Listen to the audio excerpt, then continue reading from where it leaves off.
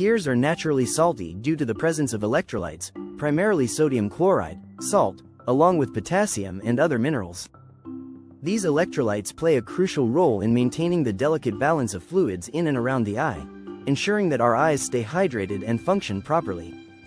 Beyond hydration, the saltiness of tears serves as a natural defense mechanism.